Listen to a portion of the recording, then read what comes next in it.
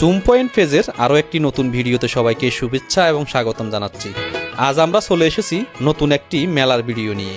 নগরীর অক্সিজেন মোড়ে অনুষ্ঠিত হয়েছে চট্টগ্রামের সেরা এবং বিশাল মেলা বস্ত্র ও ক্ষুদ্র কুটির শিল্প মেলা 2025।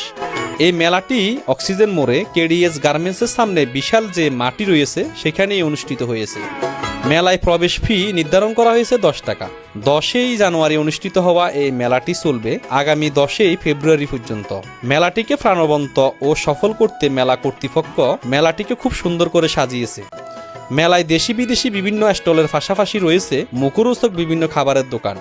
মহিলাদের পোশাক এবং সাজগোজের বিভিন্ন আইটেম নিয়ে সাজানো হয়েছে বেশ কয়েকটি দোকান। আরও আছে বাচ্চাদের খেলাধুলা সামগ্রী ও ঘর সাজানোর বিভিন্ন উপকরণ।